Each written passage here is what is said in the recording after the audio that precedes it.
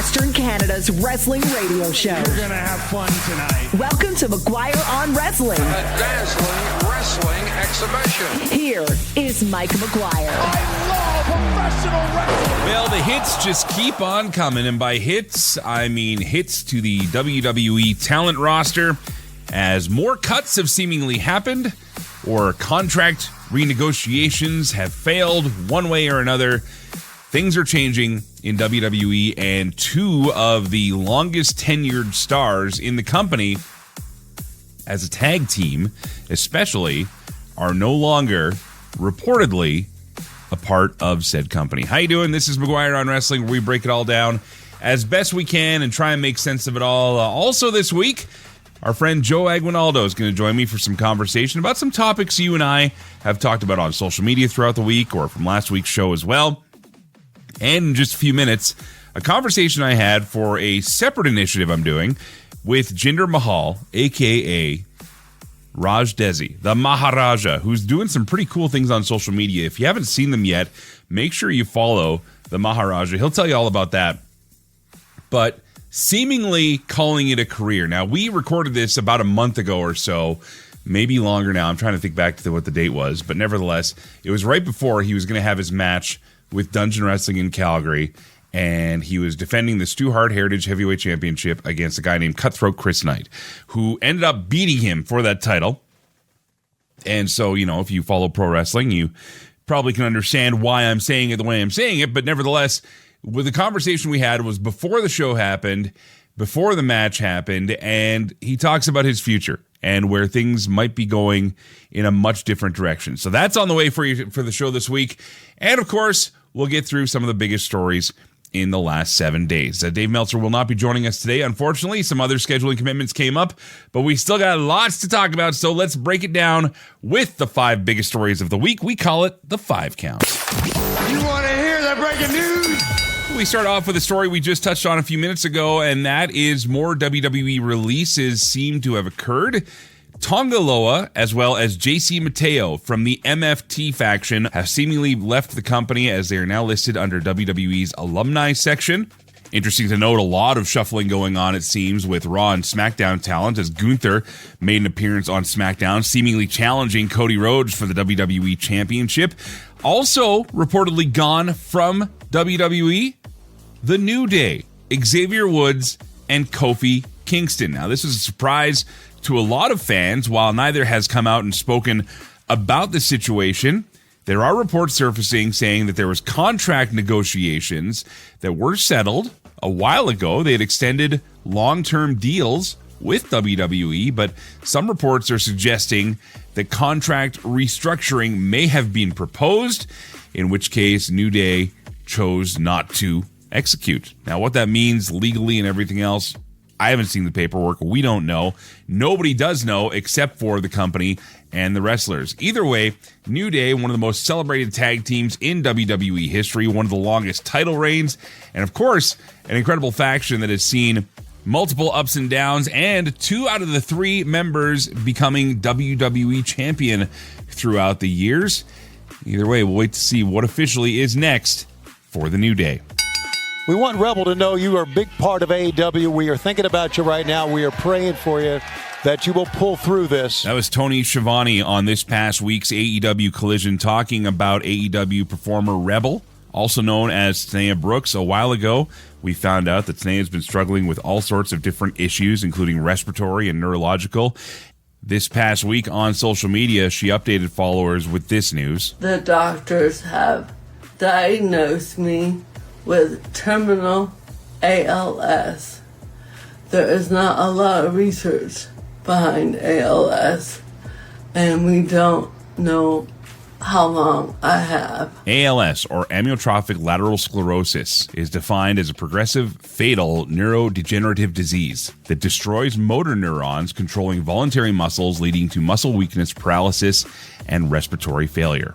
Much still isn't known about ALS, but Brooks made a point to thank Tony Khan and AEW for their support in her medical journey, discovering the disease, and to all her fans and supporters as well who have been following along. We send our absolute best to Tanea and her family. Well, as we mentioned earlier, talent seems to be shuffling between Raw and SmackDown, and that could be the case for Roman Reigns, as Roman was recently pulled from a bunch of events for Raw, which were advertised for the month of June. Now, no reason has been given for this. However, it is worth noting that Reigns is set to defend the World Heavyweight Championship against Jacob Fatu coming up this weekend. WWE's Backlash comes Saturday night with that match, as well as Trick Williams versus Sami Zayn for the U.S. Championship, Seth Rollins versus Braun Breaker, Asuka versus Io Sky, and Danhausen and a mystery partner will face The Miz and Kit Wilson. Some dates of note for Western Canada coming up. We have Dungeon Wrestling returning in June. The 19th will see Dungeon Wrestling's Stu Hart Heritage Heavyweight Championship defended by new champion Cutthroat Chris Knight against current TNA World Champion Mike Santana. This will be an interesting match because, well, both sides are champions. Only the Dungeon Wrestling Stu Hart Championship is on the line. On top of that, CWE continues their Western Canadian tour with Ethan Carter III, or EC3, on the docket. Of course, EC3 recently made his return to TNA Wrestling. Those shows will be coming up. Where we'll be at include Medicine Hat, Alberta this Wednesday and Calgary this coming Thursday. And finally, for those of you that checked out the Hulk Hogan docuseries on Netflix and were, like a lot of us, wondering, where was Brooke Hogan? The director of the series was recently interviewed and talked about reaching out to Brooke, who had no interest in being a part of the project. Brian Storkel spoke with the Ham radio show earlier this week and had this to say. I don't know what all happened there, but, I did reach out to her, a couple times, and she didn't respond. And I don't think that...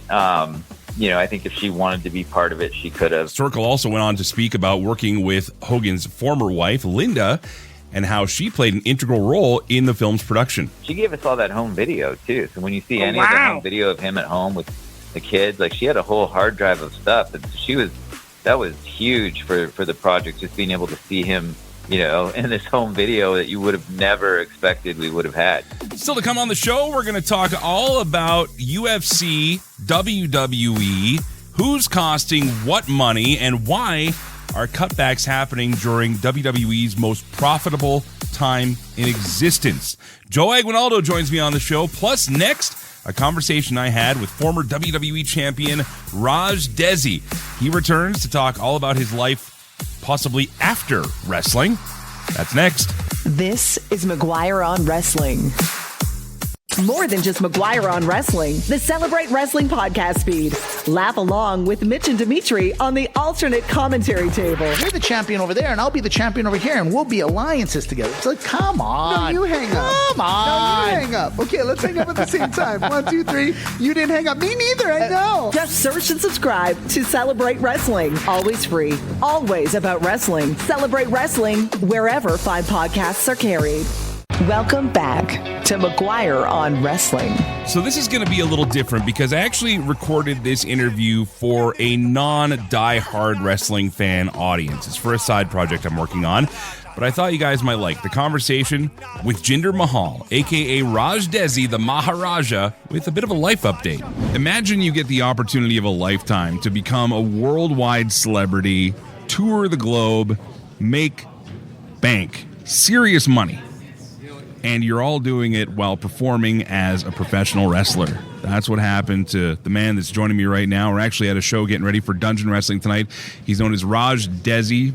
The Maharaja. Yes, but to people that may have seen you in WWE, Jinder Mahal, former WWE World Heavyweight Champion. That is not a common title that a lot of wrestlers get to have, let alone ones from Calgary. There's only one other guy that got that far in WWE. But Raj, congratulations on everything that's going on. Since you were last here in Calgary doing a show, I noticed your Instagram has changed greatly, and I'm loving the positivity. For those that don't know what we're talking about, though, what exactly is this? Is this a branded thing you're doing? What are you calling this content? It's just really me just being myself and opening up. It's something that I avoided doing my whole WWE career because I always thought, it goes against my character, but it's a new era, it's a new time. You have to use social media, and just it builds a connection with people. Again, I'm just being myself. which is the most successful wrestlers are just themselves with the volume turned up. I'm nearing the end of my wrestling career, and I want to give back. Wrestling has given me so much, and I just want to give back to the next generation, as well as I feel like in wrestling there's too much negativity. Just on the internet, you mean? What? So just spreading positivity, spreading knowledge, just putting a positive message. I think that's really missing in the world right now. There's so much division. Or you see just hyper masculine messaging on social media. I'm all about balance, enjoying life, being yourself, just and believing in yourself, and also hard work, obviously. Yeah.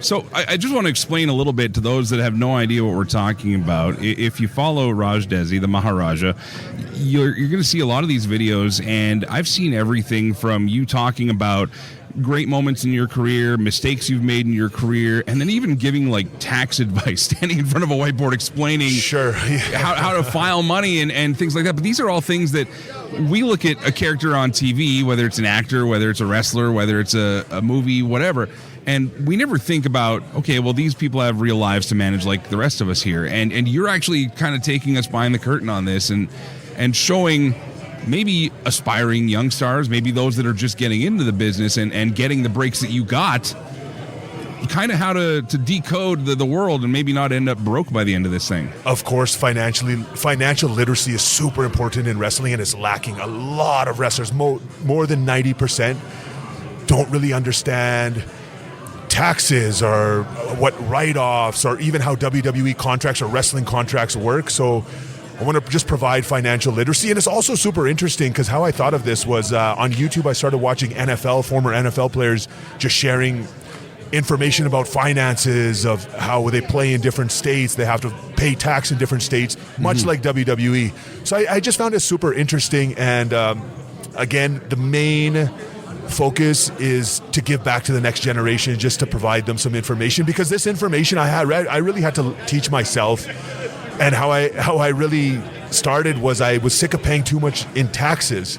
So I learned kind of the tax code and what my legal loopholes are of reducing my tax liability, as well as my generation of wrestlers saw the previous generation of wrestlers really struggle with finances. You see GoFundMe accounts Well, the money is so different from then to now too, right? Like, it's crazy. So yes, it is, but at the same time, the cost of living is much higher. So all in all, it's a better time, but just teaching the young wrestlers, start investing young, and really just have a grasp on your finances, because careers are very, very short.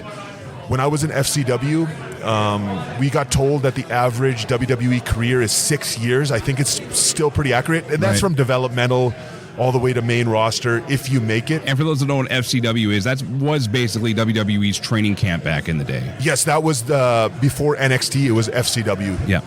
Exactly. So, yeah, just providing some information. Again, I have nothing to sell. I have nothing to offer. Yeah. But I feel it's my duty in a way to give back and educate. And also super cool for the fans. Just the peek behind the curtain is very relevant, especially with WWE Unreal right now on Netflix. Everybody's watching it. Even non-wrestling fans are watching it. I see Maven's channel on YouTube. Just casual people wanting to kind of take a peek behind the curtain in pro wrestling. It's a very, very cool industry. There is a lot of negativity, but I want to change. I want to help change, foster a change, positivity, financial literacy. And just give, it's all about giving back. Again, I mentioned this business has given me everything. So we're talking to Raj Dhesi, again, former WWE champion, who now says he's coming towards the end of his wrestling career here. We've talked a lot about your money situation and obviously life like that, but as far as life after wrestling, for me in my career, a lot of people go, what would life after radio look like? And some people can never give that up, much like wrestling. I always say that wrestlers and radio people always have the same almost addictive mindset to loving being in the thrill of the moment, right? And that's why we see some guys and girls that wrestle literally until the day they die, doing little indie shots everywhere or whatever they can, and some it's an easy way to make money. But it seems to me like you are leading up to something bigger for life after wrestling. Can you tell us all about that? I don't really have a concrete plan. because whatever I plan, too. things that I've planned in my life never ended up happening, or they found a different route. Right. I'm just kind of going with the flow. I've been very fortunate enough through WWE to have the freedom to explore other avenues. Done a little bit of acting. I still pursue acting. I still audition. Just getting on social media, building my personal brand. Good things are going to come. Again, positivity. I believe in manifestation. And just being a good person, and good things happen. So the future is bright, whatever it is. As far as wrestling today, I feel like this very well might be the last match, or one of the last matches in Calgary. So I saw there's a wrestler, a Kushti wrestler, amateur wrestler I follow from India, and he retired quite young. Mm-hmm. And basically the message that he shared was, I want to retire when the stands are full and when I'm still at my, not peak, but I want the last memory of people to be of me still competing at a high level. And that really resonated with me. So I'm going to slowly start saying bye to some places, some countries that really have a special place in my heart, Calgary being the one. I started training here over 25 years ago, a few kilometers away from where we're seated from right now. And it's coming close, and I just, that's a reality of wrestling too. Yeah. When I was young, I you don't want to think about it, but now it's a very real situation where I have to address it. It's coming to an end, but better things are on the horizon. Your lovely wife Priya is just sitting not too far from us here. She was already shooting some video of us, which I know is going to end up on that social like it did last time. But I got to say that you seem in such a great place, and having known you from teenage days, coming around Edmonton, doing shows up there and everywhere else, to obviously the incredible success you had. And whatever comes next, man, I just love to sit on the side and cheer for people doing good things. And you know, when we do the wrestling shows, we call it Celebrate Wrestling, but on this particular segment, this is more about just people finding their way through life. And I think you're doing something pretty incredible, where a lot of people in your position could obviously just go to the negative or stick with what they knew that was comfortable. But you're telling me that you have a plan of some sort, maybe, yeah. But you seem more open to anything than anything else. I'm very open. Again, times change. Every 5 or 10 years, everything changes, not just in wrestling, but in life in general, in media, different opportunities. Some doors close, a lot more doors open. So just remaining optimistic. Again, just putting in work, whether that's on my social media or even still, I love working out. I love dieting. I still love living that lifestyle. So yeah, really, other than that, just enjoying life, hopefully start a family soon. And life is beautiful. I wasn't going to ask that question, but you said it. So there it is right there. Folks, his name is Raj Dhesi. Look him up from his WWE days under Jinder Mahal, or follow him on social media. Where can they find you on Instagram? At the Maharaja, one word, TheMaharaja. Thank goodness you remembered that. Thanks, buddy. This is McGuire on Wrestling. McGuire on Wrestling, Western Canada's wrestling radio show. Brett the Hitman Hart, how are you, sir? I'm very good. Now spanning BC, Alberta, and Saskatchewan. MVP. It's good to be back with you, Mike. You can hear extended versions of the show, bonus podcasts, and exclusive interviews by following the Celebrate Wrestling podcast feed. Killer Cross. I'm actually enjoying this conversation. Apple Podcasts, Spotify, iHeartRadio, and wherever fine podcasts are downloaded. Just search and subscribe to Celebrate Wrestling. Welcome back to McGuire on Wrestling. Welcome back to the show, here for the final segment. Wish you guys could see the video. I might post this clip just so people can see. Denson Joe Aguinaldo has returned. How are you, buddy? Dude, what's happening? I'm pretty good. I mean, a little sad. We talked about it earlier in the show, but the New Day now no longer part of WWE, well, at least Xavier Woods and Kofi Kingston, obviously. No word as to what Big E's status is at time of production, but he's been doing something different as a broadcaster for a while anyways. So, I mean, he's, pretty much removed from that situation. But I wanted to take this time to talk about Kofi a little bit, especially, and Xavier and Kofi and I guess Austin Creed or whatever we're going to call him, because, to me, it's a big hit. And this has the feeling of like the Dolph Ziggler release from last year, right? Where, oh, geez, that's a name you never thought was going to go for no reason, you know? Yeah, I mean, here's the thing. Even if you weren't the biggest fan of the New Day, and let's face it, like over the last, several years, they'd been, it's kind of like what's going on with them. But, if there's anyone that you thought that were going to be lifers, it was those guys, right? Like, yeah. and especially Kofi Kingston. Like, I might make the argument for saying Xavier Woods, but like, I thought the New Day was going to be around forever. Well, and Woods, I think, did a great job of keeping himself relevant, even at a mid-card state. When he went online and started saying that he was going to be King of the Ring, he wanted to be the King of the Ring, and that's all he cared about was being the King of the Ring, and then he got it. I remember that being a big thing. And, of course, that was after, obviously, Kofi Mania had happened. We'll talk about that more in just a second. But as far as both guys go, I thought that when push came to shove, when needing an opportunity to change it up, because let's face it, the New Day had a strong 10-year run before, 11, 12, 13 years now that they've been doing this as the same thing. I mean, yeah, there were times where it got a little tired, and I could see that. So when the heel turn even happened, I was like, oh, geez, okay, they're doing what they can. So are they the same level, I think, as some of the legendary tag teams we would think of as, like, going back to 80s and 90s, British Bulldogs and the Hart Foundation and, Road Warriors, obviously. I mean, they're not Road Warrior level per se, but I still think that they're in that conversation of being a big enough force, especially in a time where tag team wrestling in that company does not matter any less than it does right now. Okay, I'm a huge fan of all the teams that you just said. Okay, yep. Road Warrior, British Bulldog, all that stuff. Now, if I would I put though the New Day in that discussion? Yeah, I would, because of their 10-year run. Like, let's face it, the Bulldogs did not have a 10-year run in the WWE, right? The Road Warriors or Legion of Doom, they didn't have a 10-year run in the WWE. So I got to give the New Day credit, and I got to give them their flowers for what they were able to do, in the WWE, staying relevant that long. And I think them, along with the Usos, for a while, they rebuilt that WWE tag, like the tag division. There were times when you were looking forward to seeing New Day versus the Usos, for example, right? So I would put them in that conversation. Again, would I consider them the greatest of all time? No, I'm not gonna say that, but I would put them in the conversation. That Hell in a Cell match with the Usos. And that's what I'm thinking of. Exactly. Yeah. If you look at it as a standalone match, why? Like, if you're new to wrestling, why are these guys in this giant cage?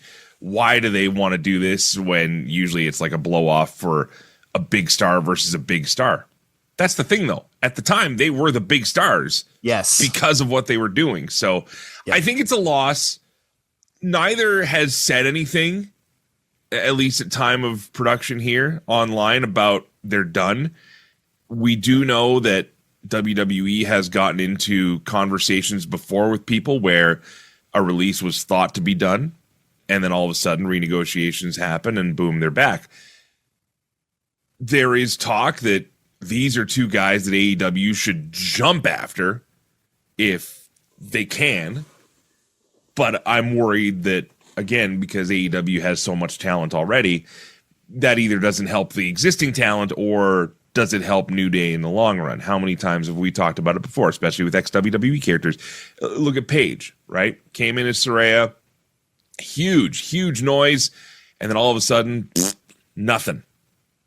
And to the point of leaving the company pretty unceremoniously, and now coming back as Paige, and now like reborn, rejuvenated. So, I mean, yeah, you could go to AEW, and maybe it goes great. Maybe you get that New Day versus FTR. Maybe you get the New Day versus the Bucks.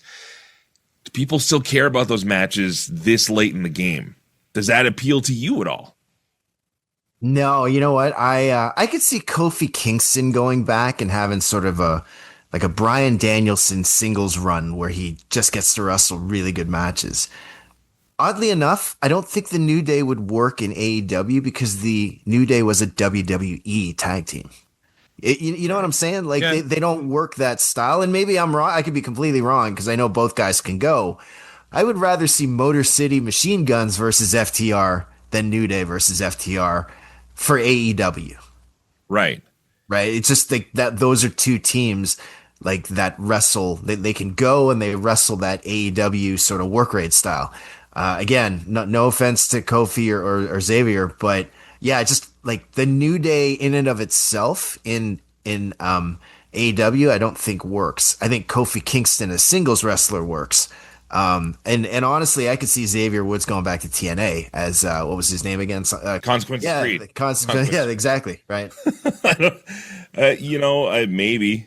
Why not? TNA has done stranger things, but yeah, I mean, there could be something. Well, let's not even. But no, let's not. But I'm just saying. I don't know if because Woods also has that giant video game empire, right? Like he's really built himself in that gaming community in all sorts of different ways. He's found ways to make that different revenue streams. It's going to be as much money as he's making in WWE. Obviously not. So here's where it could work. And like, this is a bit of a stretch. Okay. They both come to AEW, but they don't wrestle as a tag team. If anything, you team up Xavier Woods and Kenny Omega. Oh, now you've got your video game guys. And they have a match on AEW Fight Forever on the big screen against each other. But that's the thing, because I've seen clips of where they're all like, we want to work together. Yeah. So again, I could see it happening, but just like Xavier Kofi versus say the Young Bucks. On paper, it sounds good. I don't know how good that would be. I think that's what that's what I'm kind of concerned about. But again, I could see Xavier coming in, maybe like working more along the lines with a Kenny Omega or with like Tony Khan on the video gaming stuff. Like I could see him like getting into that with. I don't think there is video gaming stuff right now for AEW, to be honest. No. But just in general, that exists. But I mean, in general, like working with Kenny, like working with Kenny Omega on because Kenny does a lot of the video game stuff, like outside of.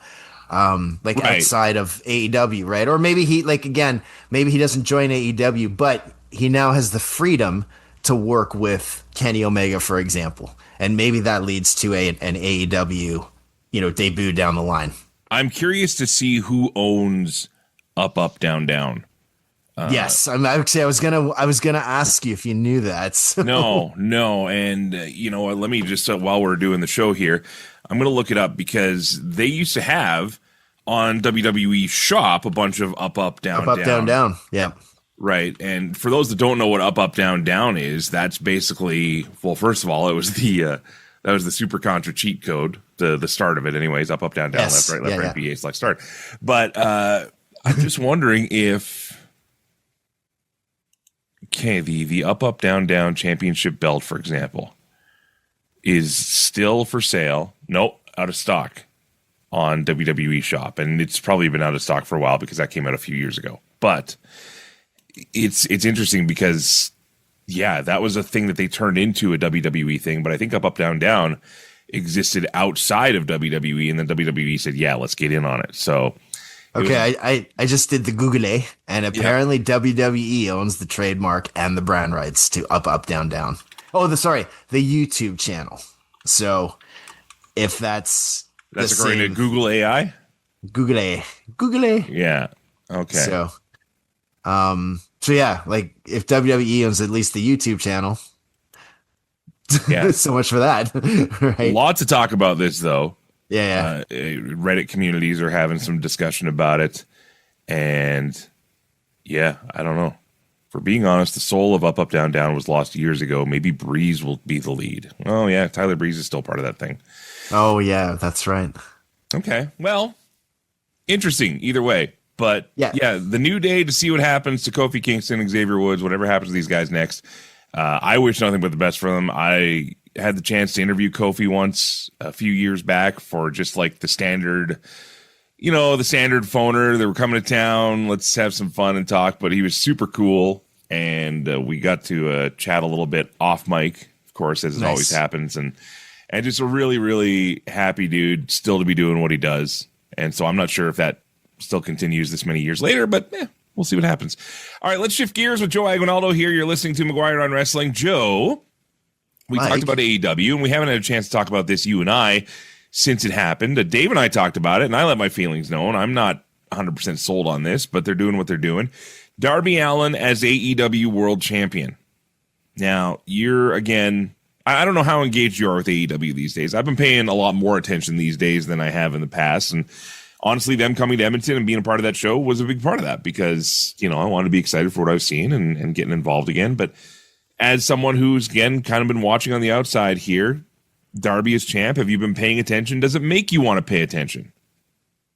Okay, I have always been a fan of Darby Allin. As a, he's kind of a, smaller guy, just works his butt off. Sure. Takes some ridiculous risks. Yeah. So Darby Allin, the wrestler, the person, I'm happy to see him get his flowers. Okay. Not disputing that at all. But the question is, Joe, as AEW champion, is he making you want to watch? No, he doesn't. As much as I like Darby, and as much as happy as I am for him to have the belt, it just doesn't work for me. And you know what this reminds me of? It was the same thing. Like, I love Rey Mysterio. When Rey won, I was like, really? Rey Mysterio won the belt? Like, it just, to me, it's kind of like, okay, let's let him have it for a month or two, and then let's get it off him, right? We just finished talking about New Day. Same thing. Kofi Kingston. I might even argue Bryan Danielson in the WWE. Love all of these guys. Okay. Happy to see them win. But when you're just talking about the world champion, none of those guys really did it for me. I was just happy for them. But in terms of like you asked, does it work for me? Does it make me want to pay attention? Ultimately, no, not really. So I was intrigued by the MJF promo at Dynamite where he calls Darby out, and Darby basically says, you're not getting a rematch. Instead, I'm going to give it to this guy or this guy or this guy. And now we're seeing the TNT champ, and this is not good. Why can't I remember his name for this? Kevin Knight. Thank you. Yeah. You know what? What screws me up about that? I screw up his name with Kenny King all the time. Right. And you say I don't pay attention. No, I didn't say you don't pay attention. I'm kidding. But so Kevin Knight, who again is being pushed to the moon right now, awesome, good for him. I see they're trying to elevate some talents and get some names into the bigger scene. That's the smart thing to do as a wrestling company. But again, you need a champion to seem unbeatable. And is Darby Allin unbeatable? Right now, they're pushing him as he is, and I can't do it. I can't get into it. No, if he's being booked as the underdog babyface, that totally makes sense for Darby, right? But as an unbeatable champion, I'm sorry, it's not working for me here. If you're listening on the radio, this is McGuire on Wrestling. We talk about pro wrestling. And if you've never watched pro wrestling before, okay, maybe you just stumbled on the radio show. We appreciate you for doing that. Google Darby Allin, AEW wrestler, and then watch some of his matches. And I challenge you, invite you, whatever you want to say, to come to our social media, come to our Facebook, come to our Instagram, and tell us honestly, when you think pro wrestling champion, is this the guy you think of? And does it make you want to pay attention more? Does it turn you off? And there's no wrong answer. Okay, don't let our opinions here sway you. Okay, we're not always right about everything either. And if it's working, it's working. But according to ratings, it's not working. I don't know how it's doing for merch, and we never will know those numbers unless they were to go public. And even then, it's impossible to tell. But I don't know. I just don't know. This, if I can use VKM for a second, this reminds me of something I've heard he said where they would allow guys like a Bryan Danielson or a Rey Mysterio to win because at the time or on that show, it was the right thing to do for the pop. But if you're looking at your long-term storylines, you can't have, and again, I love Darby. I hope no one thinks I'm dissing Darby here, but like for your long-term storylines, you can't have Darby as your long-term champion. It just doesn't, it doesn't work. Like MJF is a believable champion. You know what I mean? John Moxley, Chris Jericho, those guys were believable champions. And I'm gonna like, sort of to your point, what you just said about like, if you're just getting on this show, never seen wrestling before, and you Googled Darby Allin, okay, great. Now Google Roman Reigns and tell me who looks like a world champion. In pro wrestling, yeah. In pro wrestling, yes. Absolutely. And that sounds like we're being jerky, stereotypical. You know, it's not even a body shame thing. It's not, for me, it's not that. And I don't know if you heard the show a couple weeks ago when I was talking to Dave about this, but there was a spot where he had the Scorpion Deathlock in, and he had it on Ciampa, and Ciampa's like wiggling out of it, and Darby like falls to the side, and Darby's struggling to get back up to get into the spot. Eventually he gets up there, but man, it looked like this is such a bad comparison. Have you ever had cats? Or you got dogs, right? You know when your animal is like on the ground and they're rolling their back around for a second, and they're like flopping around. That's what it looked like Darby was doing while trying to get this deathlock back up. And I'm just like, dude, if you can't even muster out of that, because again, my bias, we all know where this is going to go. Mike's going to talk about Brett again. But my bias goes to when Brett reversed the sharpshooter against Owen in 94 on SummerSlam. And, you know, it was simple, but geez, you could tell Brett was trying to muscle up as hard as he could, but he got up there. And that struggle was like, oh my gosh, that was something. Darby just looked like just lost. And somehow he gets it. And that, you know, all of a sudden makes Ciampa look like he can't get out of this guy that's half his weight's submission hold. And anyway, I'm going to, you know, the horse is now glued, to quote a friend of mine. But as far as that goes, that's a horrible reference, by the way. But nevertheless, Lord, we're talking. Hey, don't blame me. You can blame a very famous singer for that I will not name. All right. Anyway.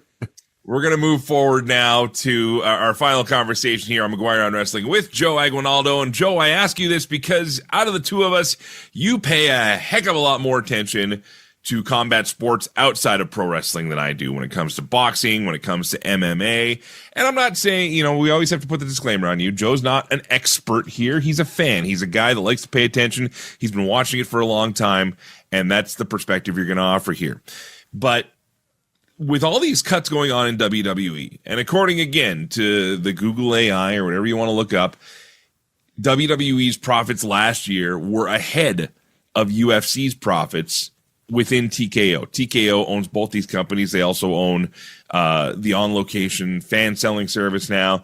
They have interest in PBR, a bunch of other stuff they're getting into now, because that's what you got to do. You got to diversify and make money from wherever you can. That's fine. Out of the two companies, WWE making more money than UFC. UFC fight pay famously considerably lower for a lot of fighters. Ronda Rousey sure cut a promo on that a while back. Just a little. Yeah, just a little one. Just a little one. But then you've also got this situation of WWE salaries have been known to be getting much, much higher. Again, that's much higher based on pro wrestling previous standards. They were probably swayed quite differently back when both were independent companies, right, of each other. Under this new model, I often think people like to drag, you know, provinces or states into federal budget talks, and whether one side is paying more than the other and one side is being punished for the sins of the other. With UFC revenue still coming in greatly from TV rights. Like they're not slouching, Kate. It's not like they're, you know, it's not like they're taking water coolers out of the building, to quote the old Vince McMahon stories back in the day. But the revenue coming in is much different, it seems, than the actual interest coming in. Agree or disagree?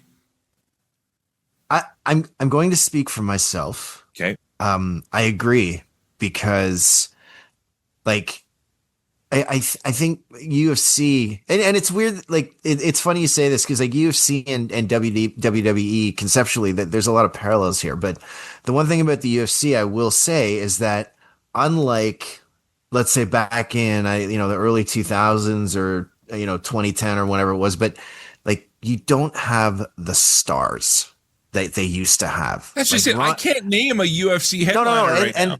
And this is my point, is that like, okay, if you know the sport, and I'm not saying I'm an expert, but I know the champs. Like, I know like you've got like the Strickland fights coming up.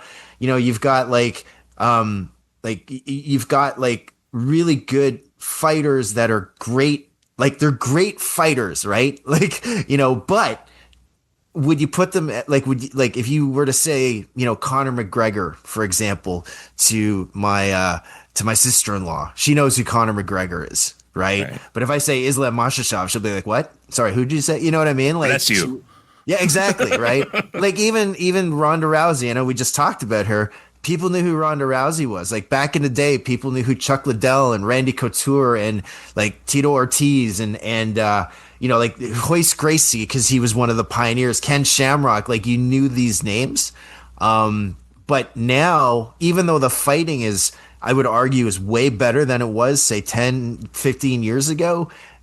Like, A, you don't know who they are, and B, like, they have pay-per-views. Like, it's like, what is it, 2 pay-per-views a month? That's a lot of UFC to be watching, right? And when to your point of names, Kay, we have to realize that unlike pro wrestling, which, while physically demanding, right, while intense, while everything else, you can change your wrestling style to elongate your career. There's only so many ways you can take a punch or kick to the head.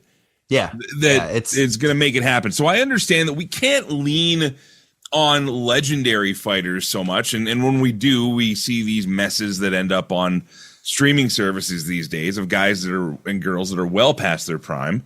And I think that the Ronda Rousey, Gina Carano fight will be interesting to see where they're at when it comes to the fight and how much they actually bring it. But the difference between fighters today and fighters even 5 years ago, man, at least they had something that was interesting about them. I'm trying to remember, and please forgive me if he's done something wickedly vile or whatever that he's, people are mad about. But the guy in the UFC, Cowboy, what was his name? Cerrone? Cerrone, yeah, exactly, right? Yeah. So, he just got old. He retired. Yeah, right? But that's what I mean, though, right? But at least that was a guy who, as a character and as a fighter and as a person, they put him in front of cameras. They put him in front of microphones. You got to see and hear who this guy was. This goes back to, and we can turn this to pro wrestling again. You can be the best technical wrestler in the world. But if I don't know anything about you and I don't have a reason to care about you, I'm not going to. I'm just not going to. And I think that's it, because I think like the other problem that you're seeing, and we've seen this in wrestling too, is like, okay, Conor McGregor, whether you like him or not, could talk trash. He had charisma. Okay, I might make the same argument about Chael Sonnen. Okay, but not everyone. Like I could come on TV and talk trash. Yeah, Mike McGuire, you're a piece of trash. I could say all of that stuff about you, but I don't have the charisma that those guys have. Right. And that's the other thing, is that, like, again, I'm going to come back to, like, the UFC doesn't have any stars, and it's a little different with the UFC because you got to be a good fighter, and then you got to be a personality. Right. And like, it's hard to get the combination of that. Yeah, I'm just looking up Cerrone here, and there's a bunch of stuff that makes him not such a great person. Okay, fair enough. But you know what? You could look it up at anybody, I'm sure. Yeah. But that's what I mean, though. At least that was a guy that stood out. Is it always putting the right guy or girl in front of the camera? No.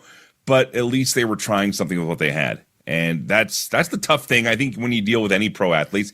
And maybe that's what UFC is trying to avoid now. Maybe that's what TKO is trying to avoid. They would rather have boring, good fighters than people that are going to cause them grief, controversy, or but PR nightmares, right? John Jones. Yeah. Arguably the best to ever do it in what people say. And, they won't touch him with a 10-foot pole. So, all right, well. No, but he did bring in pay-per-view buys, right? So, and that's the thing. Like, again, same with Conor. For the longest time, he got away with stuff. Well, yeah. He was a pay-per-view draw, but, You are cursed. Whoa, one more thing before we go. Joe, who is Danhausen's mystery partner going to be at Backlash? at Backlash. At Backlash. I was gonna say I would have loved it to be R-Truth. So I'm gonna say Hoist Keys. Who? Is it Hoist Keys? Oh, Royce Keys. Royce Keys. Sorry. Whenever I see ROYCE, I think Hoist Gracie. Yeah. Sorry, yeah. Royce Keys. I'm gonna say him because that guy needs something to do. Oh God. Powerhouse Hobbshausen. If he comes out in the makeup, I don't know. I think the world is ready for CM Punkhausen. Personally, yeah, you know, I could see that as well, but I would love to see Royce Keys come out again, just because he needs something, and they'll forgive him for that one. So, like, it's so weird because with that Danhausen thing, it could be the Undertaker. Let's just say, like, as somebody, and it's like, yeah, we'll give you a pass on that because it's Danhausen. Like, well, I don't know if you've seen all his tweets and his videos, but the Backlash promo. Oh, dude, those are awesome. Yeah, that he did where he cut himself in with all of the old Backlash footage. Backlash. But then on top of that, he's put invites out to The Undertaker, Shawn Michaels, all these other guys. And then he follows it up by saying, by the way, I won't be paying gas. You'll have to take care of your own hotel. But it's a great opportunity to be seen, which is every indie promoter's friggin' line. So.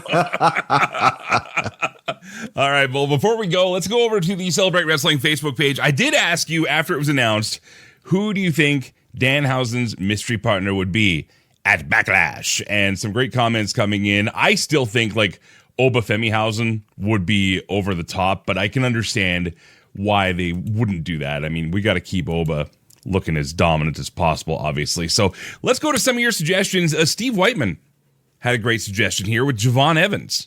Javon Evans, Bouncyhausen? Bouncyhausen. Oh my gosh. And they could have the Bouncyhausens outside the arena for the kids to jump in. Maybe I'm overthinking it here. Craig Usher says Pepsi Phil. All the way. Yeah. CM Punkhausen. I like that. David Brightly says Cold Stone, which of course is Cold Stone Steve. And, you can do the rest on that one. Bob Hunt, say his name and he appears. He believes in Joe Hendryhausen. I can dig that one too. Blaine, never one to give a short answer, says for this gimmick to work, it's got to be somebody that Miz and Kit would be legit terrified of. Otherwise, the whole curse thing wouldn't make sense. I think it's got to be Royce Keys or Oba or someone intimidating. Yeah, Royce Keys, man. I don't know. I think he's up for anything, and that's fine. That's cool. But again, do we do the same thing that we'd be doing to Oba? Take a legitimate monster. Plus, Royce is pretty serious right now. You know, they're telling the story of him growing up and overcoming all those obstacles. So for him to come out as Danhausen's tag partner, not a bad payday, I'm sure. Maybe they even get a Royce Keyshausen figure out of the deal. I don't know. Either way, Chris Holt says, Undertaker, that man just pines for a comeback. But remember, he's not getting trans. He's not getting paid for gas. So I don't know if that's going to happen or not. Alan Chamber had a long list here. So Al said Mr. Iguana, La Parca, Oba Femi, Joe Hendry, or Royce Keys. So some of the names we've already talked about, yes. But then the interesting angle of the meme wrestlers, right? Like Mr. Iguana, like La Parca. That's where Joe Hendry would fit in. This would literally be all meme wrestlers. And The Miz, who, to a degree, I mean, he'd love to be a meme wrestler, honestly. I mean, The Miz is his own thing in WWE these days. Craig is back with another guest saying Ron Cena.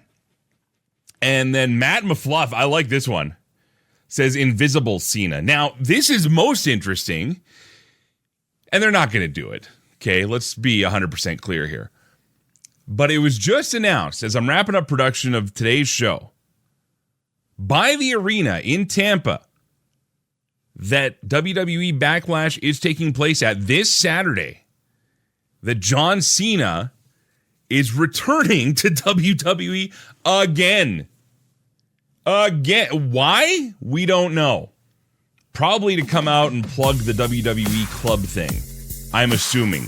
Maybe it's an on-camera appearance in the stands with the fans in the ring. Who knows? But man, wouldn't that be something? Cenahausen. All right, we're out of time, friends. Thank you, as always, for checking us out. Subscribe to the podcast version of the show. Until next time, thanks for listening. Let me do what I do. Play safe, drive safe. Be seen ya. McGuire on Wrestling, online and on the radio. You can hear extended versions of the show, bonus podcasts, and exclusive interviews. Just search and subscribe to Celebrate Wrestling. Always free, always about wrestling. CelebrateWrestling.com.